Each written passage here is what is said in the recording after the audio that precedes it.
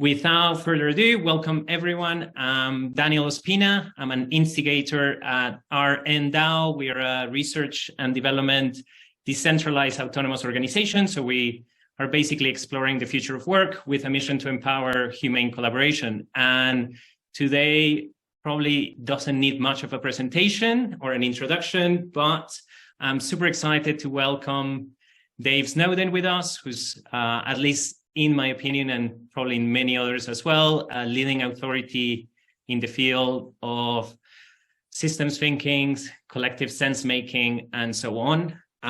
Dave is the founder of is the chief scientific officer at the Kinafin Co. Has led a number of different initiatives in this regard, published books, done many different things.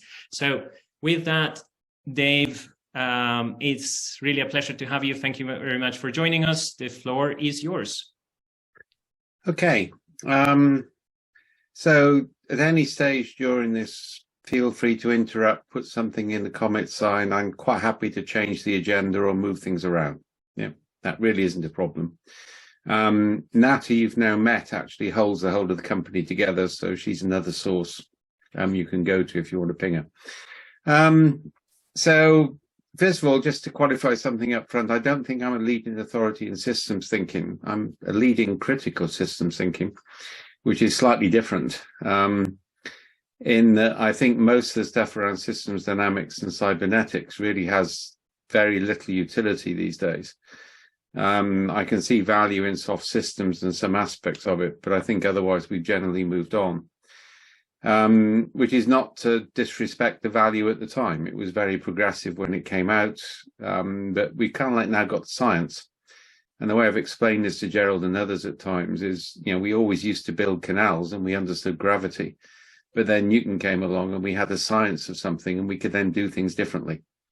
So complexity is a science. It's not a way of thinking. It's actually a science. And that's important to understand. Yeah. And a couple of distinctions to make them up front, you know, I don't think with any exception, most people define in the systems thinking movement, define systems as having boundaries and being based on human perception of the nature. If you come from a complexity backgrounds, not all systems have boundaries. It's not a definition of a system. And systems actually have a nature which exists independently of human perception. Doesn't mean that human perception can't change how we see things, but systems exist. Yeah? If anybody wants to get on the philosophy of this, then read up on neo-materialism and realism and those sort of areas. So this is taking a much more, that's a sort of theoretical background to this. Yeah? But today is to focus really on design thinking, or rather design methodology, design approaches. And I should probably tell the story of the first time I encountered design thinking. It's very early days when it had just got started. And they were still building peer offices in San Francisco for Ideation and stuff like that. And myself and John Seeley Brown and a couple of other people got invited to be part of a design thinking seminar for Microsoft to design the future of some of their services. So it's not often I get to be a participant in a workshop. It's even rarer I get invited back afterwards because I tend not to be that compliant, right? And John Seeley Brown is roughly similar. So you've got two sort of, you know, old white males who don't take fools gladly, and in your audience, it's going to be problematic. And either way, so we have this brainstorming session, and every table has got an Ideation facilitator, Scribe sitting on it taking notes. And so I got up at one point to go to the loo and came back and looked over the Scribe's shoulder, thinking I'd see some representation of what we said. And I basically looked at it and said, look, that isn't what we said. It's completely different. And the guy was fairly young and naive. And he said, no, but it was what you really intended to say. I'm helping explain the process. That's not something you should do with people like me. So either way, an argument ensued. Yeah, heavier weight facilitators got involved, including one of the founder directors of Ideation. Eventually we got a different Scribe and we were allowed to control what they put out, but it was obviously they were upset. Yeah. And when I looked at the flip chart, he actually had little pencil notes on the chart of what he expected to find.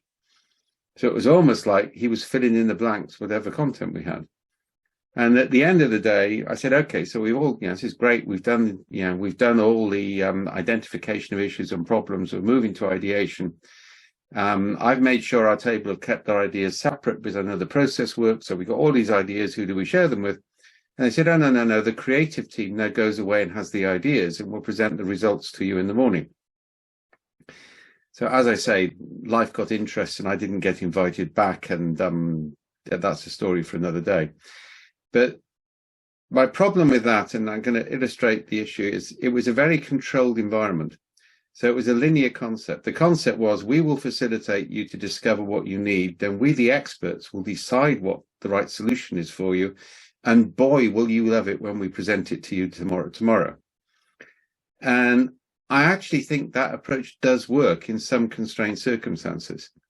So if you're dealing with product development, which is where Idea really got their traction and they have their track record and their successes, kind of like, talking with people, interviewing people, observing them, getting their needs, and then getting people who understand the technology to design solutions that they wouldn't have thought of, that makes a lot of sense.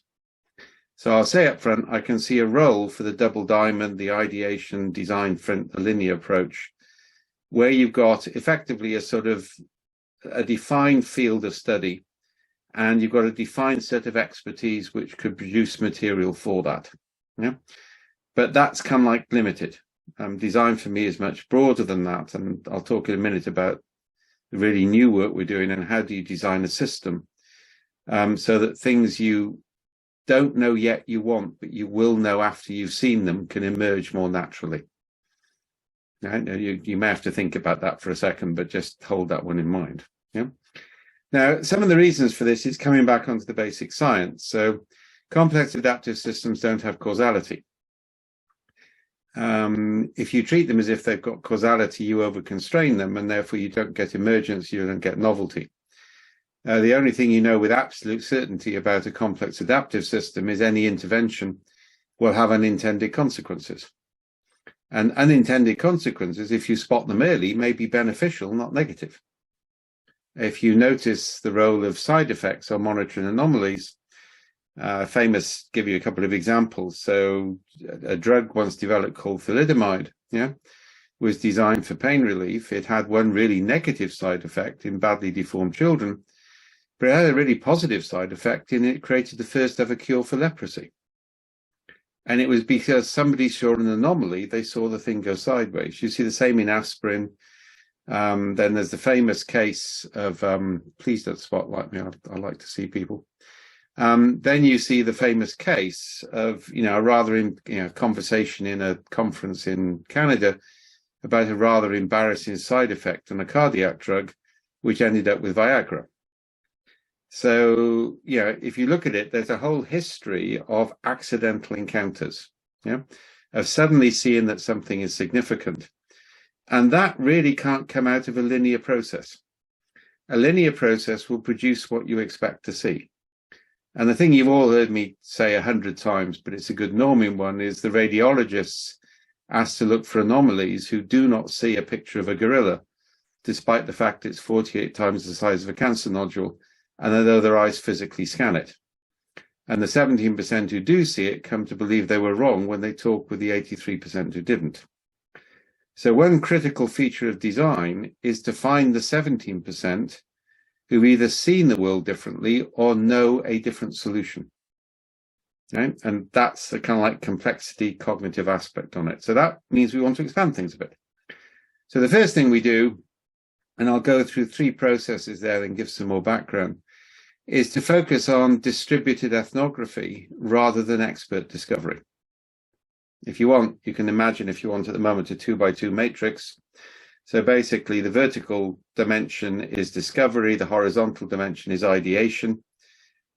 Bottom left on both is expert, and top and far right is distributed. If you can imagine that as a matrix, all right? So basically, IDEO and things like, will that work in expert to expert, expert discovery, expert ideation, or expert mediated discovery. So the first thing we want to do is distributed ethnography, which is mass discovery of issues or problems. Now, one of the ways you do that is basically what we call unarticulated need mapping, something which is actually really important in software design, by the way. Because if you can use existing technology capability to map unarticulated needs, you start to become strategic, and you're not just responding to user questions, you're coming back with things which may change the way your organization works. And IT really needs to start to think about ways it can be a strategic asset, not a manufacturing process. Right? So you actually have the networks, you have the capability, you have the reach, you have the tools. So one of the things we do, for example, with the Gemba version of SenseMaker is continuous micro capture of data. So when people are frustrated by something, they have an idea, they hear an idea from somebody over a bar that night at something they're doing. Yeah, they get really frustrated and say there must be a better way of doing this. You capture that material as it happens in narrative form. And the big thing we develop, which I can talk about later if people want, is called high abstraction signification. So you get people to interpret their experiences in non-gameable ways. Now, increasingly these days, we're also using semiotics or signs, not just language, because you want to move up a level of abstraction. And abstraction is really key to innovation. It's one of the reasons art evolved in human beings. I mean, one of my greatest ideas on Cynefin came when I was looking at Caravaggio's Seven Mercies. Yeah, so one of the things art does is it takes you into a different place, so you see things differently.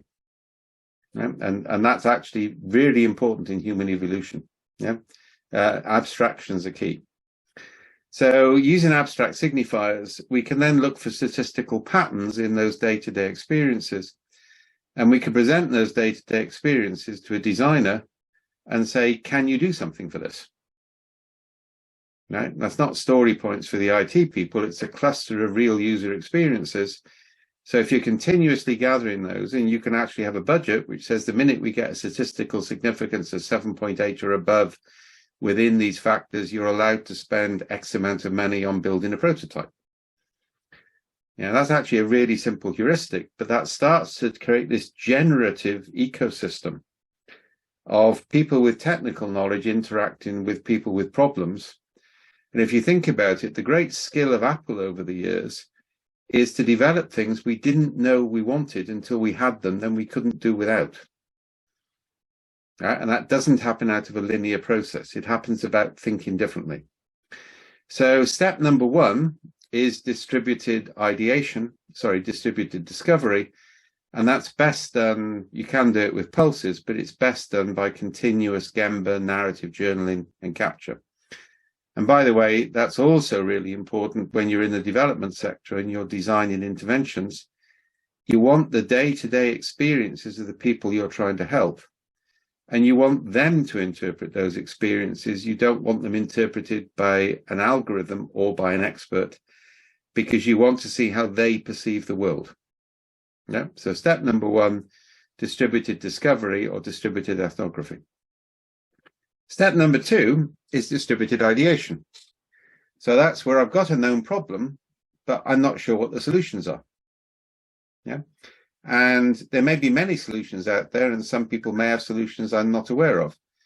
I just republished a 30-year-old framework about known, unknown, and unknowables, which has attracted some interest, including one I'm trying to deal with offline, right? But if you look at that, it basically says the two main danger areas are actually the unknown unknowables. And unknowables is key because you can't know them until you encounter them. But the real danger is the unknown knowns. The things your organization knows, but the decision makers are unaware of. And actually, some of the ways that organizations know things is in evolutionary processes. Now, I was on an NHS panel earlier on today, and they asked what the most effective way you could intervene. And I said, well, the most effective way you could improve the training and take on of nurses is to bring back the nurses' hostels. And nobody was really expecting that, but every nurse just cheered me. Because the reality is the nurses' hostels were part of the extended education. They created resilience, support, people talk with each other. And the consultants were just trying to engineer it out. And they saw it as a cost for accommodation. And so why do we have that? Yeah, and I said, if you actually brought people back into nurses' hostels and replace bursaries with free accommodation, you'd have a much more effective system and a resilient system which create dependency. So unknown knowns are actually a major opportunity in companies, major opportunities. And the trouble with the last 30 or 40 years of systems thinking, which has been primarily manifested with Lean and Six Sigma, or as Gary calls it, Six Stigma, right? Yeah, is basically the elimination of anything where the purpose is not explicit. Right? Now, the reality is human systems work in very different ways from that. So those unknown practices, etc., are actually really important. So that gives me two extensions. Yeah. And the third extension is where I start to put them together. And this is called exactive design. So that's where I start to match existing capabilities against unarticulated needs. Yeah, at scale, but in ways that I can't expect. So this is coming back to the acceptation point in biology. Yeah. So under conditions of stress, a trait which evolves for one function will accept for something else. And the example people gave in the chat line earlier of microwave ovens, that was when a Raytheon engineer realized the significance of a chocolate bar melting in his pocket when he was maintaining the magneto of a radar machine. So he put a metal box around the magneto. We got microwave ovens. Now, the trouble is that's chance discovery. And chance discovery isn't good enough. We want to scale. And by the way, on climate change, this is a really important thing I'm going to talk about now. We haven't got the time to invent things from scratch. We've got to find ways to radically repurpose existing capability for actually scarily unknowable needs in terms of the way they work. So this is a key part of that sort of process. Yeah. So the famous case on this, which some of you heard about, was the first one I was involved in, was we had a lighting company who fundamentally believed that there was a market for lights as a garden feature. All right, but up to that time, people used lights to light their garden. They didn't see garden, lights as a feature like rocks or plants or anything else. Now, if you go to the annual Chelsea Flower Fair in London, which is my annual purgatory, I go for marital relationships, but I've discovered if I go as an anthropologist and take pictures of the people, I can find it fascinating because the people are really interested, even if the plants aren't. You'll now actually find that lights are actually a key part of most garden design. Yeah, but at this time they weren't. So for that, we pulled in 3,000 or 4,000 stories from people about their gardens and gardens they liked, gardens they thought were desirable. We didn't ask them about light. We hid questions of light and shade and transparency in the way that they interpreted their story. So we're not going to suggest something because that would bias it. We're going to see if it comes out when it's given as an available interpretation, along with other factors, because that gives us more significance. So we got those stories. Then we used a polymorphic set of triangles. This was all done on 6 triangles. We then, the same concept, but different language. Right? That's polymorphism, right? So each triangle represented the same concept, the labels were the same characteristics, but we changed the labels from stories about people's gardens to the technology. And we got every engineer to identify all of their core technologies, create a link to the engineering plan or the wiki or whatever, and index it. Took them about 2 days, working part-time. And then we mashed the databases together at an abstraction level, not at a concrete level. This is reflecting the way human beings innovate. And we had 5 clusters. 2 of them actually became quite significant. They became businesses, one of which I'm actually fundamentally ashamed of, not because it wasn't good business, but what it produced is truly appalling. So it's a plastic rock which changes garish colors based on water flow and human warmth proximity, right? I mean, how anybody can buy this, I don't know, but it's selling really well in Southeast Asia. It's entirely built on a technology originally designed to handle urine-saturated staircases in football stadium. And nobody would have made that connection if we hadn't gone up to the level of abstraction and connected. Yeah. So we're looking at that now on what's called exactive incubators in the university, by which business define their problems, the university define their capabilities, then we mash them together at an abstract level and say, maybe you guys should talk with each other. Yeah, because the trouble is people in universities have already decided what their technology is for, and people are overstructured, so the abstraction is key. This actually used to be my role, one of my roles in IBM. I just spent weeks walking around the labs in the States, and then weeks talking around the progressive business units and just creating marriages and putting things together. And I never ever took a technology and used it for what they designed it for. I used it for something else because I could feel that. So I'm trying to stop it being dependent on people spotting it. And this is kind of like what's called managed serendipity. Yeah. So that fills out the 3 extra boxes of my matrix. Yeah, and it basically doesn't say there's anything wrong with double diamond. It just say it works in some contexts, but it doesn't work in other contexts. And it doesn't work for genuine innovation. Which leads me on to a second complaint about this. A lot of people run creativity programs in the hope that they will create innovation. This is one of the fundamental errors you see in the systems thinking period. They observe a phenomena associated with a phenomena they want, and they think the one causes the other. The reality is the context has created both. Innovation comes out of starvation, pressure, and perspective shift, and that also makes you creative.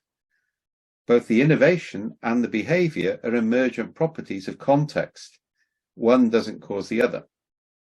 And by the way, most leadership theory makes this error as well.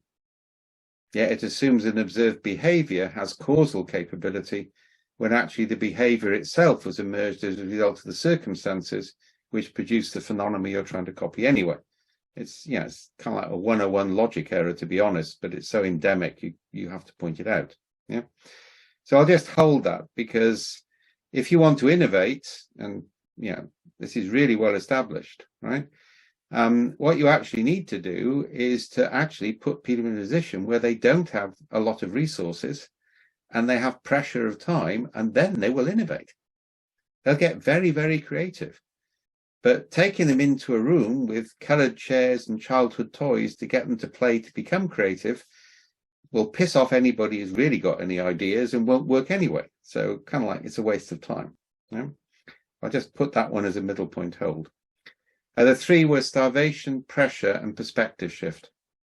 The ability to see things from a different perspective. Yeah, those are, all of them are necessary. None of them are sufficient, I would say. I wouldn't make that an absolute statement, but as a general rule, you need all 3 present for innovation to form. Yeah. Now, there are other ways we work on this. So, for example, one of the things we've done recently is we've actually developed, and this was the process which we used to create the matrix I just talked about. Yeah. And the other stuff I'm going to talk about. We worked for 3 years using the Triopticum method, which I've given you a link to a simulation on there. All right. The Triopticum was me saying, if we want to innovate, if you actually look at the medieval craft halls, innovation generally didn't happen with master craftsmen, it happened with journeymen.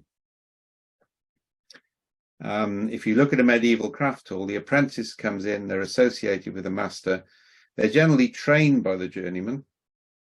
Yeah, they become journeymen in return, and some journeymen become masters, but masters never do the teaching because they know too much to explain it. It's often easier to talk to a PhD student in a university than the full professor, for example. That's the principle. So we took that across. If we want to fuse 3 different domains and create innovative processes, and let's take a university example, we take 3 professors in their field. So you might take philosophy, physics, biology, and there's huge synergies there, by the way, in the way that they look at problems. So you might take philosophy of mind, biology, physics. You'd have a very senior professor in the field. Right? We call them eagles. When we first did this, we developed it in British Columbia. So this is using hydrophilic images with permission. Yeah. And then we have a whole bunch of PhD and master's students in their field. So we might have 3 eagles and 21 what are called ravens. Yeah, in 3 groups of 7. So we got the professor and 7 of their master's students. What then happens is the first professor presents their ideas on the subject. The other 2 respond. Nobody has any dialogue. It's presentation, no response. And there's a reason for that, because that's called silent listening. You listen harder if you can't respond. Right? And that's what we're trying for. So they do that. Then we send the groups out in 7 groups of 3. Each of the groups has one of the disciplines in it. They talk about what they hear, they come back. And then the lead of each group, who's associated with the professor, sit in a circle and discuss what they heard. That's called the Raven Circle. And the eagles can only listen, and everybody else can only listen. Then you repeat twice more, rotating the eagles. Eagle 2 presents, 1 and 3 respond. Eagle groups go out, Raven groups go out, come back, produce circles, and then the 3rd time. And then once you've done that, you create 3 groups of 7. Yeah. And they're done almost at random, and those groups actually produce a whole bunch of ideas about, well, we know how to synthesize this, and they can pull in the professors if they want, but the professors can't dominate the environment. Now, we did that recently with a pharmaceutical company where we brought together data analytics, pure R&D, and commercial, in order to look at drug development. So that's a highly structured process which brings together different ideas or concepts and use the difference between deep knowledge and recent knowledge. Yeah, the apprentice to a master role to build a process. Now that's a design process. Yeah, we're running one for a Norwegian university, I think, in January over 1 day. When we do them for prime R&D, we do them over 2 to 3 days. We're doing a big one on the future of education in South Wales in April. And we're currently planning for another one on the West Coast later on in the year. So we do 2 or 3 of these a year, post-COVID and pre-COVID. So you can see what, again, I'm doing. All of these things are creating processes to engage people in different ways. What I'm doing is I'm changing the way that people interact so that they see things differently. I'm not actually telling anything about what sort of behavior I want. And just changing the way that people act. And this is a key thing on complexity theory of change. We never talk about desired behaviors. We talk about changing interactions so that the behaviors will emerge, which, by the way, I think is more ethical. Yeah. The other big area we worked about was when we started to work on scaffolding. And this is with Anne Pendleton Julian. If you don't know Anne, she's a really good friend of mine. Her book, Design Unbound, written with John Seeley Brown in 2 volumes, is really worth reading.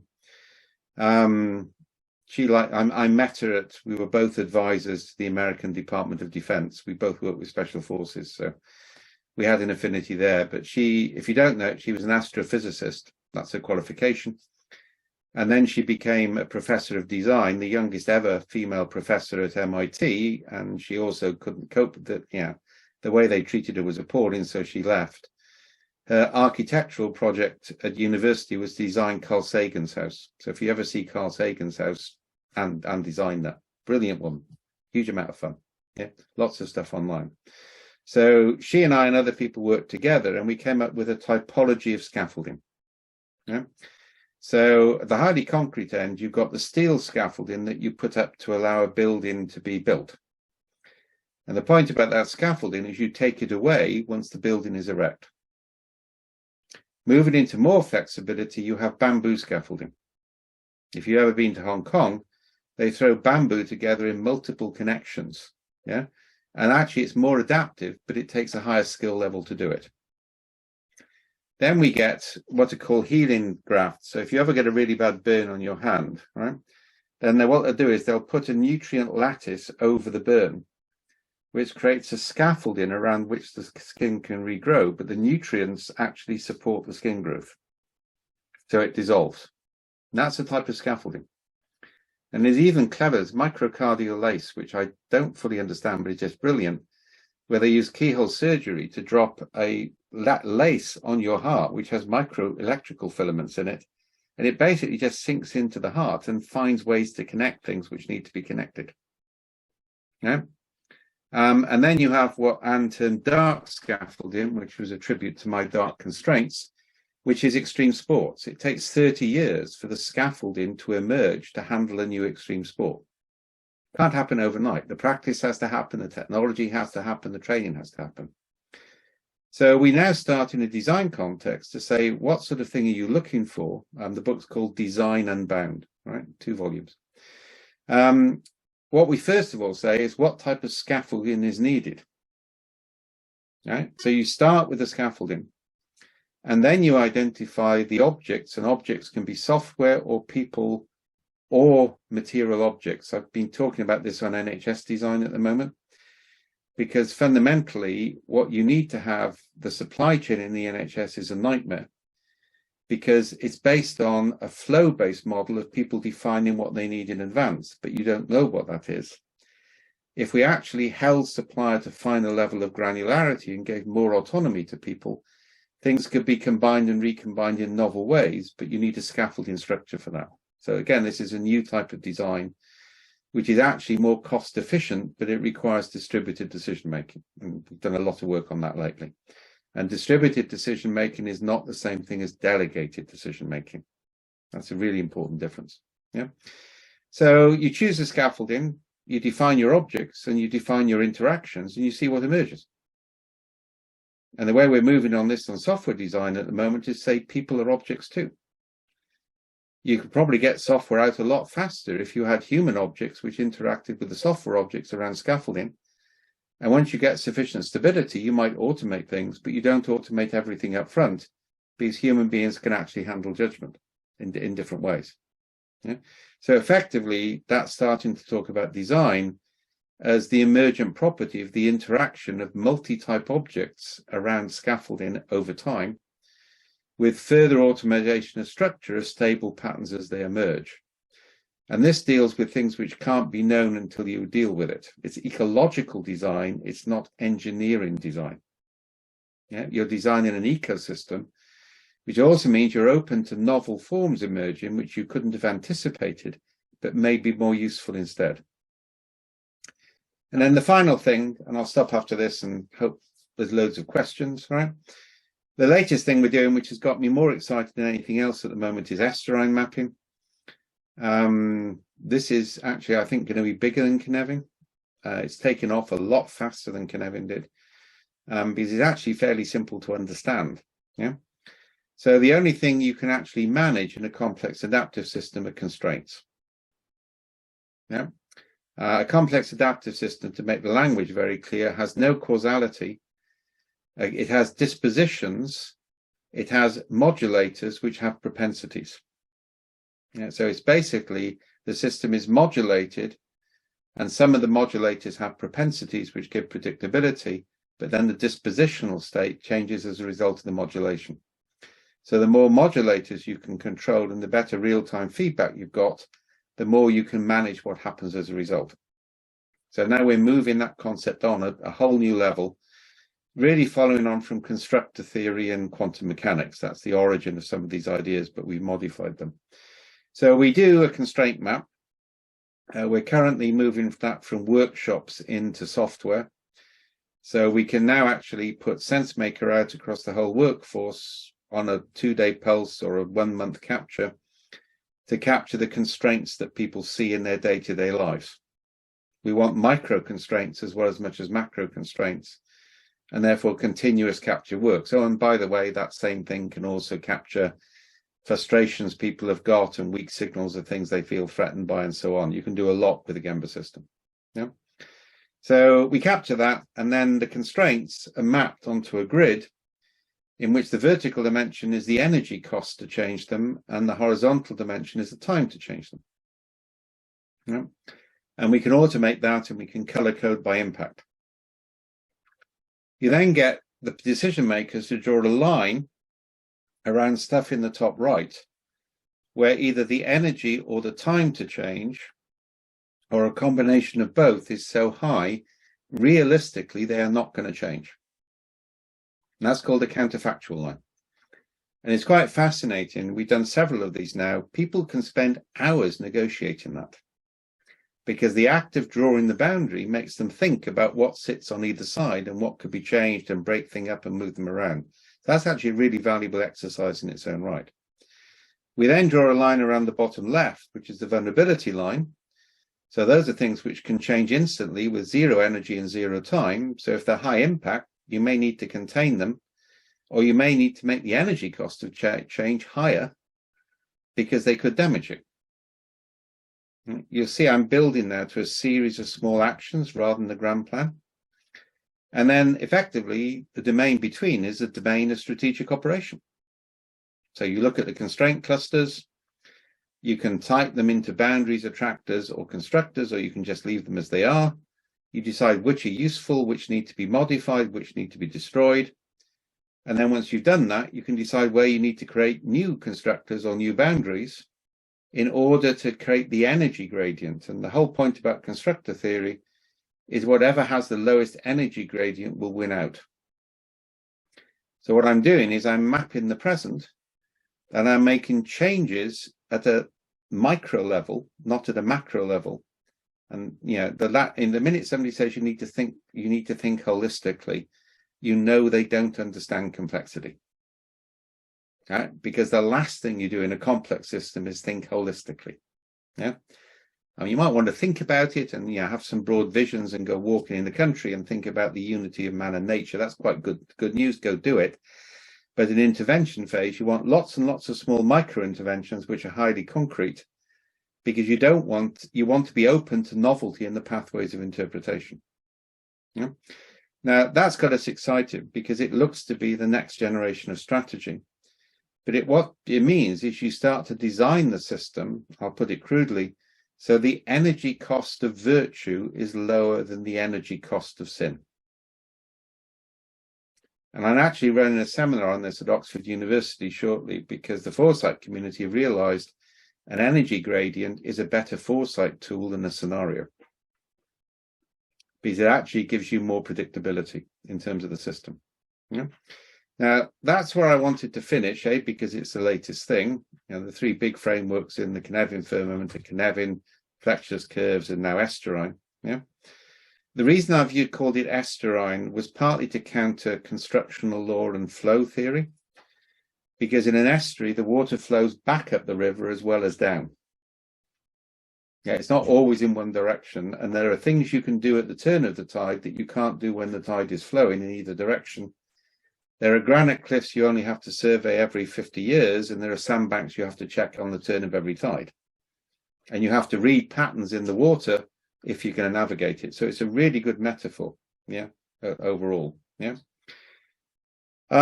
So that to me is kind of like, and also for anybody into military environments on this, what we can do with that is we can combine grand strategy with tactics in a single fractal framework. So we break the linearity of grand strategy to tactics, and that also applies in organizations. So you're managing the stuff in real time, and that's where we're moving with some of the visualizations. Yeah. So that's kind of like where we are. Those some of the things we're doing, some of the thinking, they're consistent with the raw science, more than open to questions. Yeah. Thank you very much. On constraints, I'll pick them up. Alicia Gerraro's latest book, which is out, I think, in the new year. I've got the page proofs on the computer, and I've been through it with her. She's just written a major book on constraints. That's going to be really worth reading. Yeah, that's out shortly. Oh, Katrina? Sorry. No, you were just moving your wrist then. You weren't putting your hand up. Sorry, I picked them. I can only see one. There's 4 screens. I can only see one, by the way. So. Yeah. If you want, Dave, I can moderate because I can see Go the for whole it. thing. Yeah. So for everyone, try to use the reaction, please, button in the middle and the raise hand. And Elaine, over to you, please. Thank you. So Dave, I'm wrapping my head around everything you've just said because it's fascinating. I'm really curious to know, so I'm coming from the healthcare background in Ireland, but I'm really curious to know if you've used some of the pieces that you've talked about in terms of the micro level and the constraints at a more local level, if you've used any of that within the NHS around the ICS work. ICS? As in the integrated care system. So that idea about what's the experience, the sense maker probably got me thinking about that when you put something out into a system and ask people. You'll find a whole load of cases. We're currently in negotiation with one of the Welsh health boards to basically entangle patient stories with medical stories, with relative stories, with resident stories. So we can create an empirical measure of when the community can support early discharge. Very good. Because if we can shave, 10%, what extra one that releases one day earlier, that actually gets rid of all sorts of things.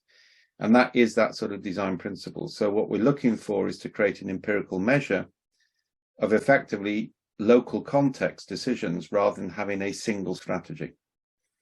Right? So we've done the theoretical work on that. If anybody's interested, this is something where there is an opportunity to do a club of different health boards who are interested in running an experiment on this, because it's the real hot topic at the moment. The other thing which is related to that is where we've shown evidence that actually A&E is better triage for social services than social services is. Yeah. So actually putting a social worker, a team into A&E may save everybody money and time. Yeah, and we've done one project in Abergavenny on that, but now we want to do a more controlled study on that with more academic resource. So I say, if anybody's interested in this, just ping us, because we're putting together groups.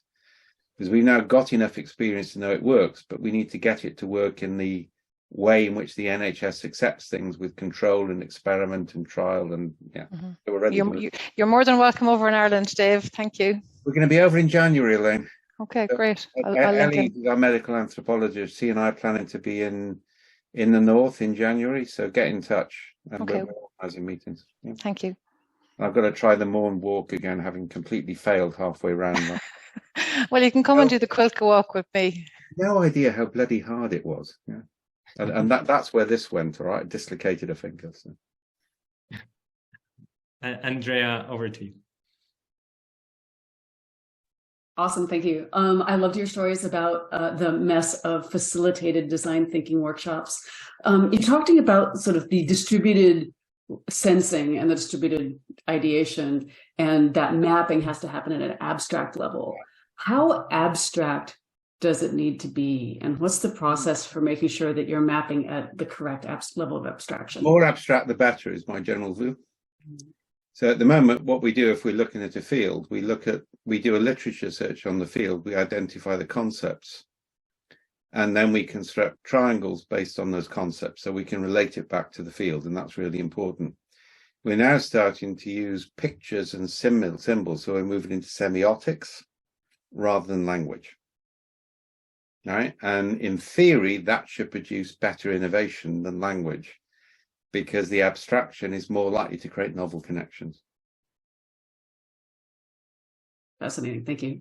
I have one other quick question. You mentioned distributed decisions and what that is and what that isn't. And if there's any chance, maybe you can stick a link in the chat or something about that, I'd be curious. I'm just starting to write it up. So if you look, we developed a method called entangled trios, which is documented, which was designed to build informal networks. And then we started to realize it could be used for distributed decision making.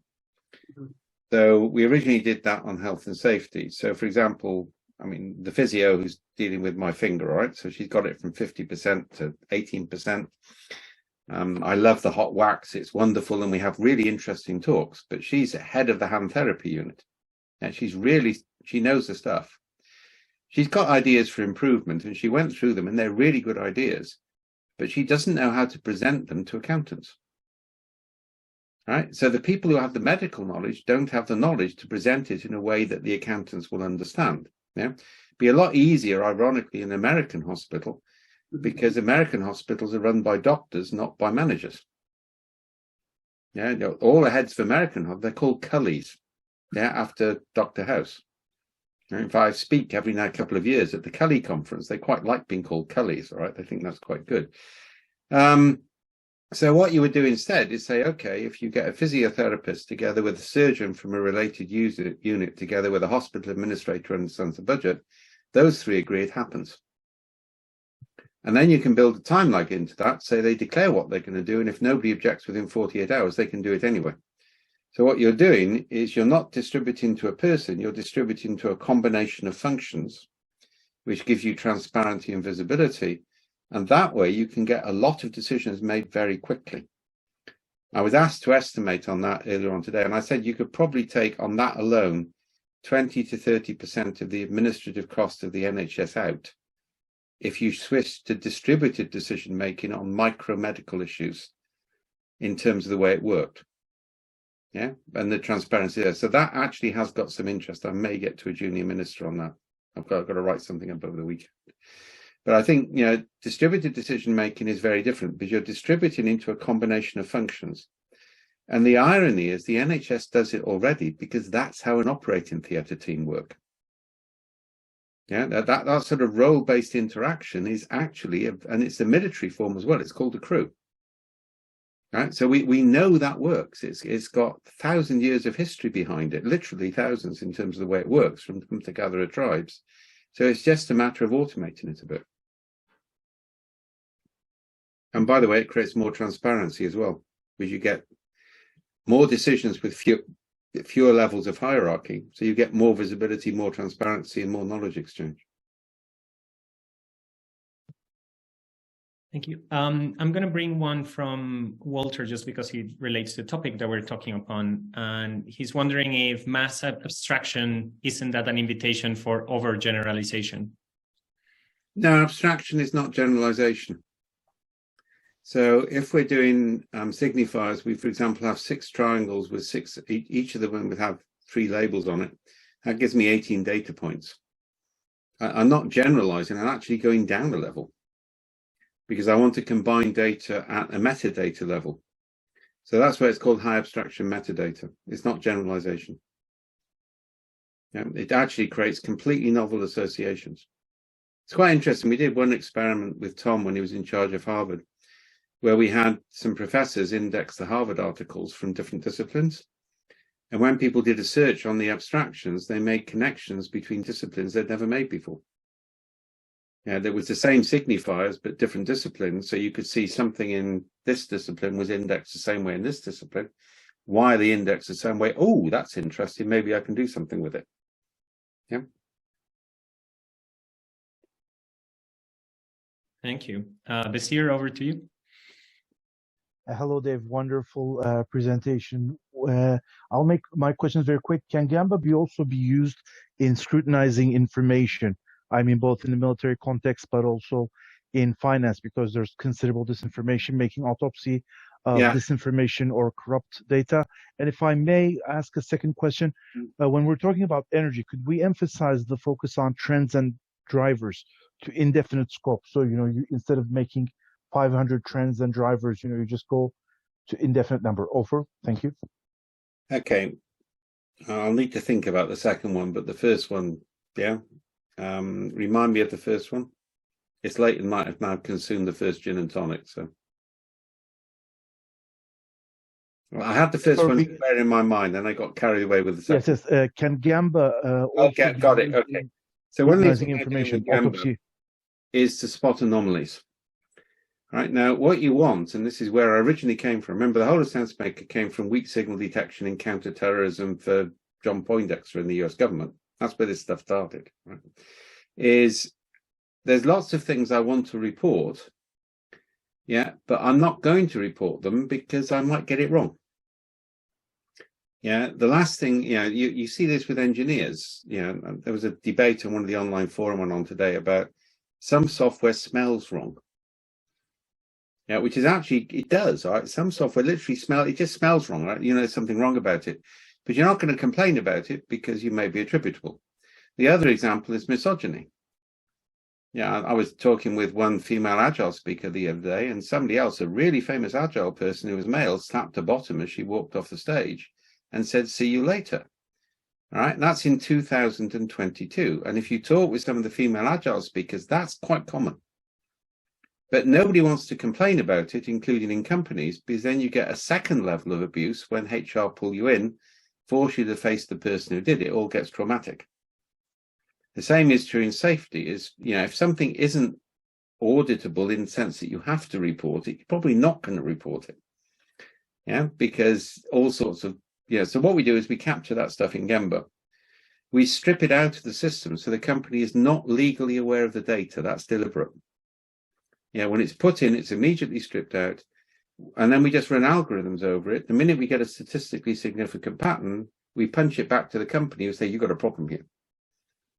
All right. Now that we're talking about with audits at the moment, because that's a way of actually helping get audit to know where to focus. Yeah. So that's a big area at the moment. And I say we're probably going to launch something shortly just on the misogynism, racism, diversity, so that people don't actually have to suffer as a result of reporting small things, which they know aren't serious enough to report and get people into trouble for.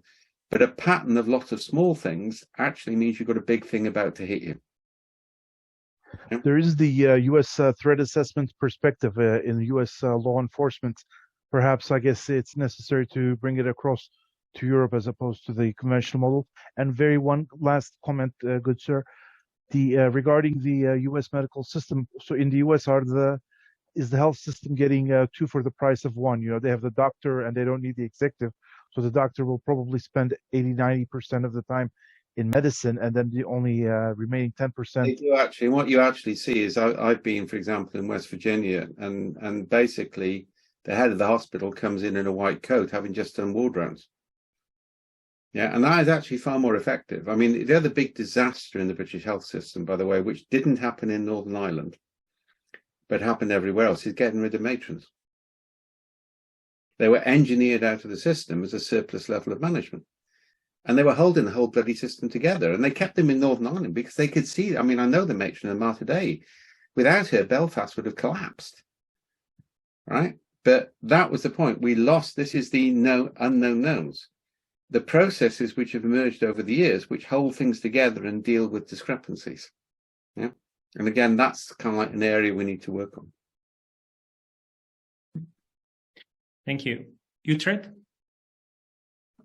Hi, Dave. Thank you so much. So I just had one question. I'm still stuck on your statement that the energy gradient of virtue is less than the energy gradient of sin. My question was... I said you need to make the energy cost of virtue less than the energy cost of sin. Yes, sir. My question... Right. My question was... my observation is that the energy gradient of sin seems to be higher, looking at the stage of world right now, than the energy gradient of virtue. So no, because sin is more prevalent. Sorry, do it the other way around. Yeah, if you remember, we're talking about energy cost of changing things. At the moment, it's easier to sin than it is to be virtuous.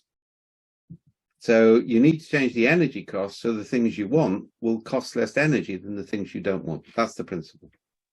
Okay. But when you apply more energy, doesn't that energy apply to the sinners as well? Well, you're looking at it the wrong way. All right. You're trying to change individuals. What you're trying to do is change the environment so individuals follow pathways. Right? Thank you so much. You're not trying to change the person. I think a fundamental error. I did the ICF presentation the other day, and I decided to hell with it. I'm just going to go for it. I said the biggest thing the OD profession could do is abandon every single method based on Freud and Jung, and then we might have a chance of making progress. And they're still recovering from that, but they are thinking about it, to be fair to them, right? I mean, they're all basing it on 19th century stuff by two old white bearded guys, one of who sexually abuses patients on a regular basis. People forget that about Jung. Yeah. Sorry. You answered my question, sir. It's about the energy change required to change the system, not the people. Thank you so much. I'm sorry for my confusion. Oh, that's okay. No problem. We're over time, and Dave, I know it's late at night. Would you be okay with taking an extra question? Yeah. Okay. You're over to you. Right for 20 minutes, so that's fine. Okay. Thank you for your time. I really appreciate it. Harry Potter marathon in this house at the moment, so it's Peter and two more Harry Potter movies tonight. I'm arriving here as a classroom teacher here in the United States. I'm fairly new to systems thinking. I've only been in it for a couple of years through to escape it then. Yeah, it's incredibly fascinating. I'm mostly familiar through Senge and Sharma and Meadows, but I think your take on it, especially in how you provide a contrast to the engineering side of things, is really compelling. Okay. So sorry, go on. I'll let you come to question, then I'll hit it. Would you be willing to speak briefly on how you would approach sense making and constraints management in the school setting? Yeah, I'll do that. Doesn't mean to do with the system. Meadows is one of the pioneers in systems thinking. Everybody should read everybody should read Beer and everybody should read Forrester. Yeah, but you should realize this is science of 50 or 60 years ago, and we know much more now. Forrester famously said of Senge, there's always room for somebody to popularize something they didn't understand and make money out of it. All right. And if you really want to upset systems thinkers, say, oh, you're Peter Senge, and wait for them to come back and hit you, because they get really irritated by it. All right. But they're still happy to have him on the platform because of the fame. Senge and Sharmaga, to me, are two major causes of problems worldwide at the moment, because they're neo-colonial. What they've got is they've got a vision of the future, which is based on white male MIT professors from a liberal environment. And they think if everybody comes to workshops and talks with them, then magically we'll get to the right place. And from my point of view, that's called lotus eating. It's like the internal development goals. It's a complete distraction. And there's a lot of far-right libertarian right money in the States going into New Age movements because they distract people from engaging with the politics. Yeah, it's a significant issue. Right? So to be quite honest, Senge and Sharmaga, to my mind, is an evolutionary dead end. You'll end up with some wonderful workshops where everybody will feel really good about life and how everybody should be like they come up with, and nothing will change. Now, don't get me onto the Scottish example of bloody theory U stuff, all right? You can draw it as a U, but it's still a straight line, and it's based on maturity models which aren't valid. Nora Bateson has famously said, all maturity models are a modern form of eugenics, and I completely agree with her on that. Now, just think that through, because that has implications. Now, coming out of the school classroom, just actually been working down at Atlantic College, which has been really interesting. Yeah, they're really bright 17-year-olds from all the way around the world, and it's scholarship-based, so they're not all elite in that sense. Yeah, and there is some interesting stuff. I'll just throw in for people that 2 or 3 of the elite schools I've been advising in the States have got rid of all computers from the classroom from the age of 11 onwards, because they know that the next elite of humans will not actually have been patterning trained by computers. Yeah, that's actually quite important. And it's like the evidence now is if you give iPads to kids under 3, you basically trigger the autism gene. Yeah, because it rewards that response. This is sort of one generation epigenetics. So if you're looking at a classroom, we would do things like, for example, do the energy gradient map for the school. Yeah, what are the constraints? Which can we change? So start this really pragmatic bottom-up stuff, right?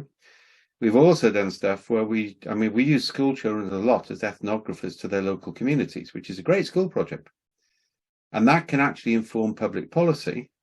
But then you can look at teachers' perspective of the stories against pupils' perspective of the stories, and you can ask questions about why do you think it's different? And that changes the way you do evaluation.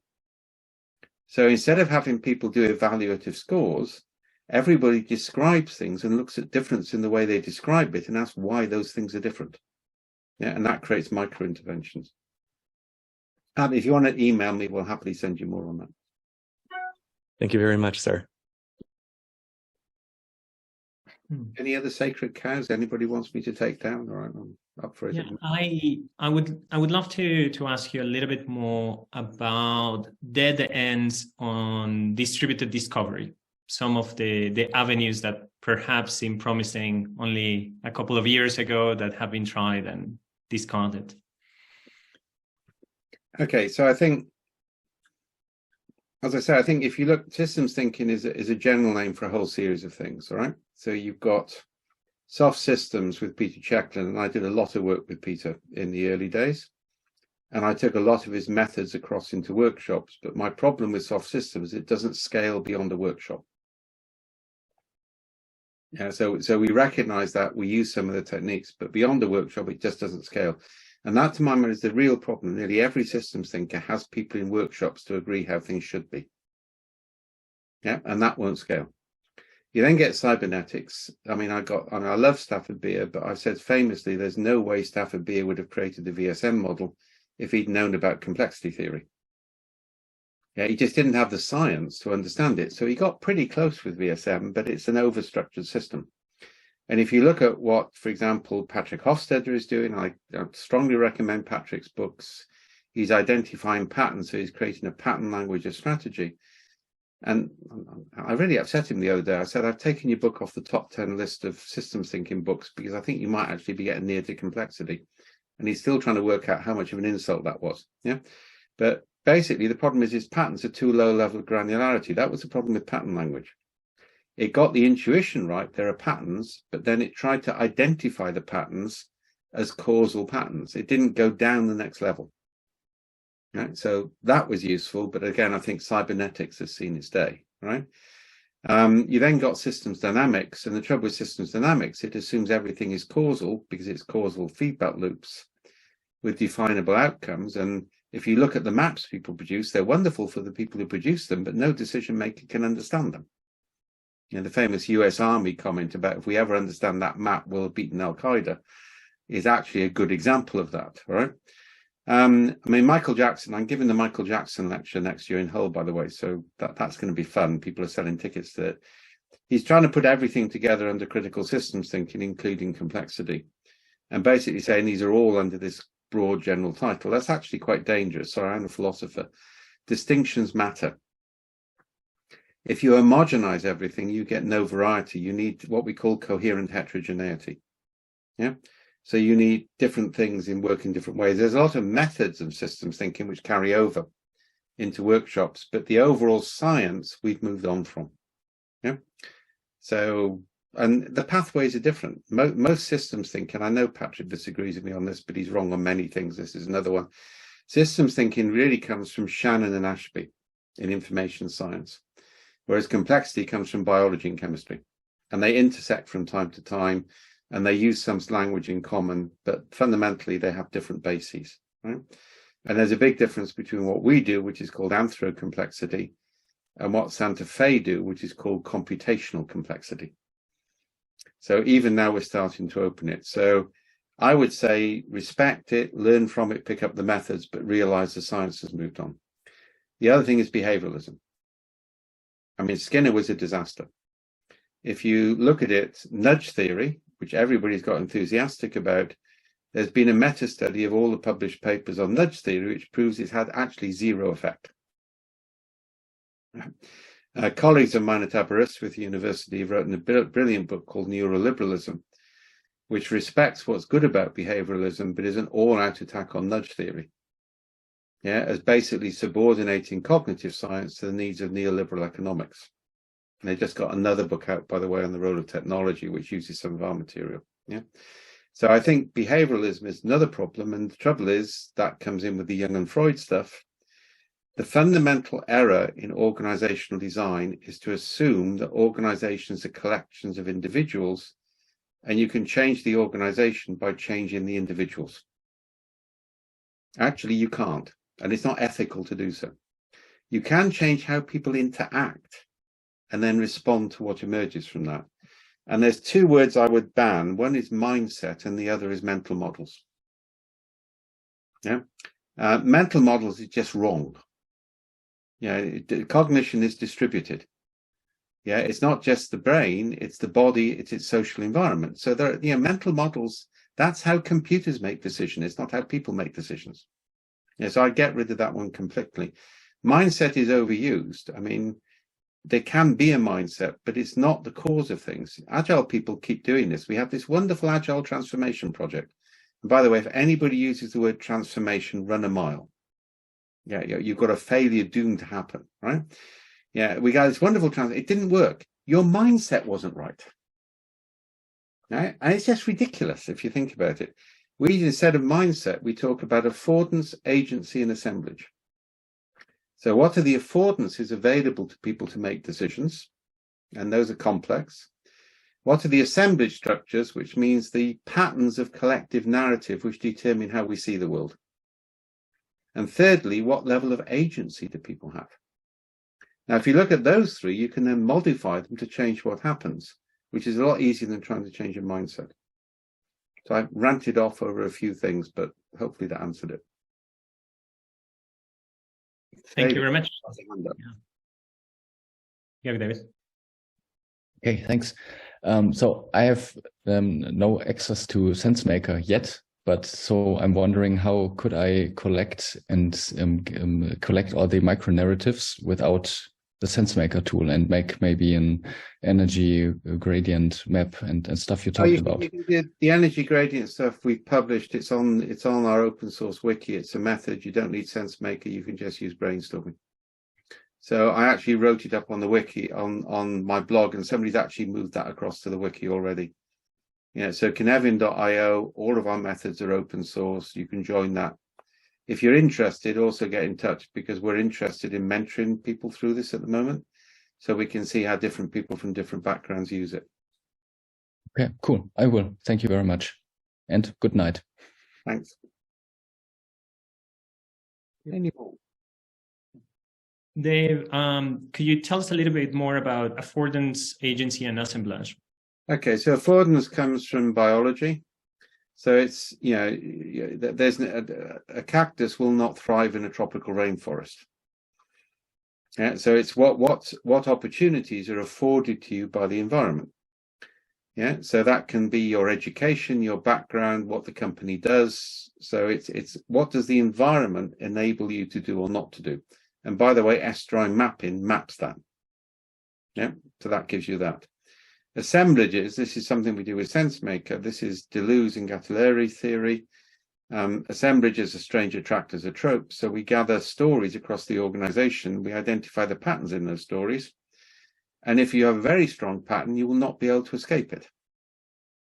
Yeah, that's actually how things like Trump work, all right? It's a pattern of stories. And this is the interesting about neo-materialism for people who aren't into it. What neo-materialism says is human social constructs gain material reality. So we don't have to talk about social constructivism, and we don't have to talk about postmodernism. And there's a really strong feminist influence in that, because they've realized if everything is socially constructed and everything is postmodern, you can't argue against Trump. Yeah, and that actually is quite important. That goes back to Midgley and Anscombe and the Second World War against Hitler. Yeah. So that's that. And then agency is who or what in what combinations can actually do something. Right? It's not about mindset, it's about those three. Yeah. Fantastic. Thank you very much. Alexander, over to you. Hi, Dave. Thank you for your lecture. I'm from Brazil, still recovering from the World Cup defeat just now. They're in February. I think it's February. So. Yeah, and I work in the health sector here. I'm a family physician, and sometimes I have a hard time to communicate the complexity aspect for my bosses, especially, and they accuse me of being perhaps too theoretical or philosophical, and I may be that sometimes. And how do you communicate the pragmatist sense of what you're saying, which I love it, to help executives and managers and people that sometimes want a very Cartesian view of stuff? I think generally people who say you're being too academic or that I don't understand language mean I don't want to understand it or I don't want to change, to be honest. Or I'm a bit cynical about this now.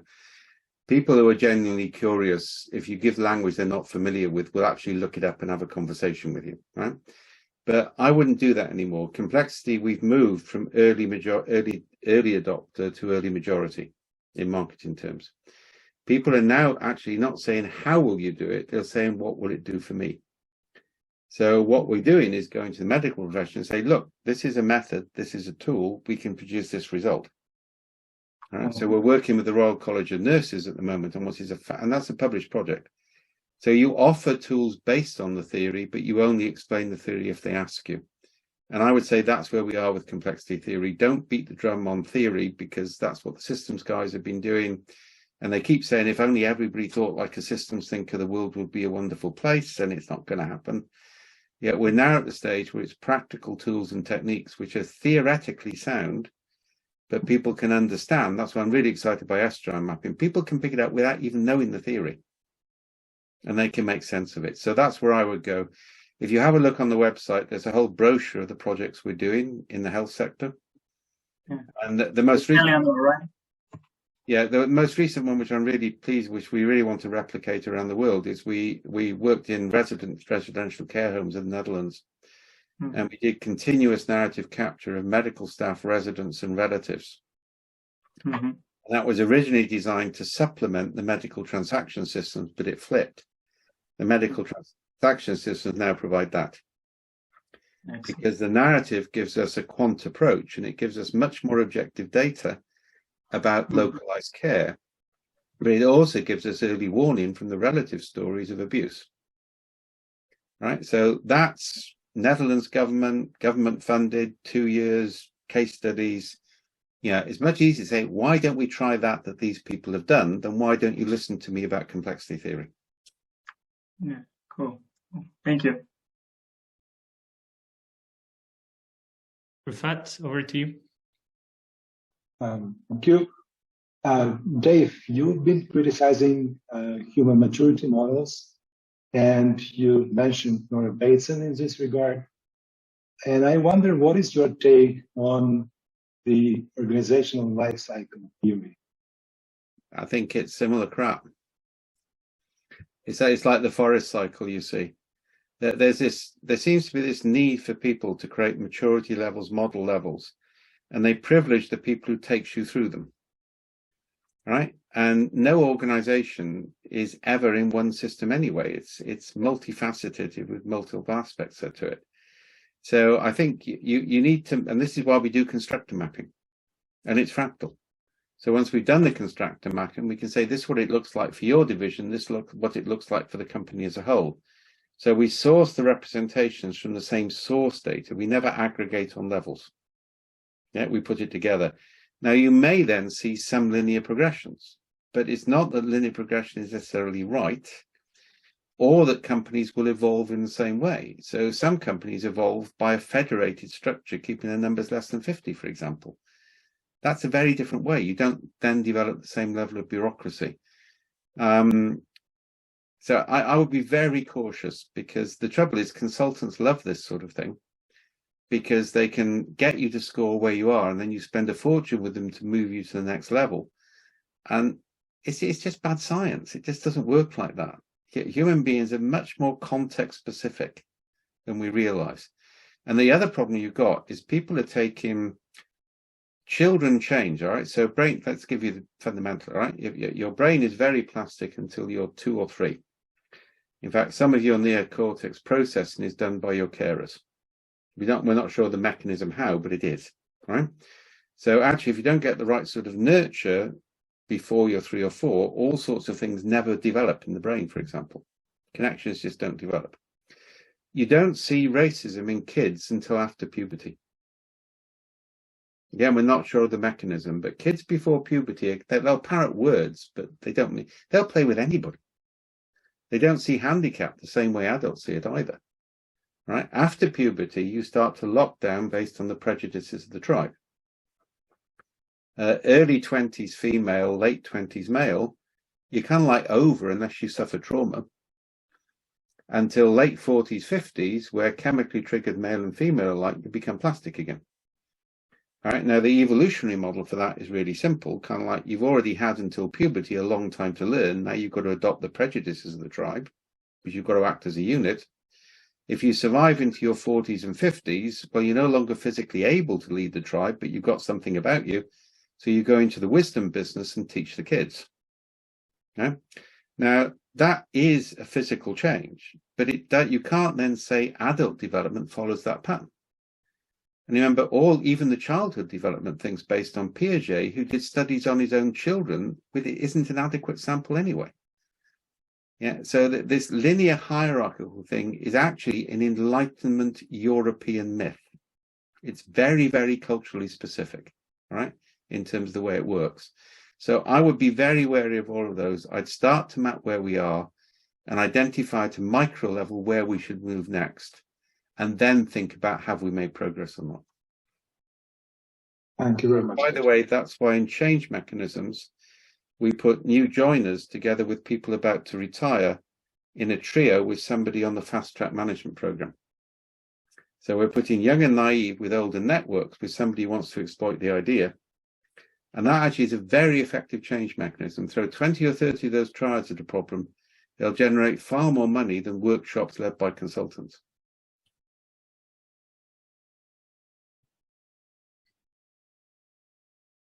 Super interesting. Dave, thank you so much for all of these. Really appreciate it. I'm going to close with one last question that I think finishes slightly with the opinion that many of us have had of this talk. And it was, I'm also highly interested in any apprenticeship learning opportunities from Kinefin that Avret Toss was sharing with us.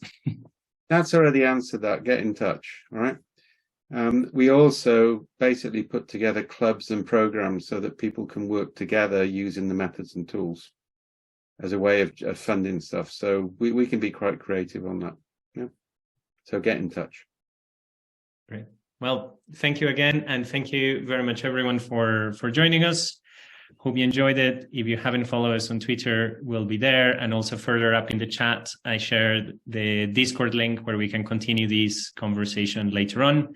Have a lovely rest of the day, everyone. Okay. Thanks very much. Bye, everyone. Bye, Time for gin and tonics.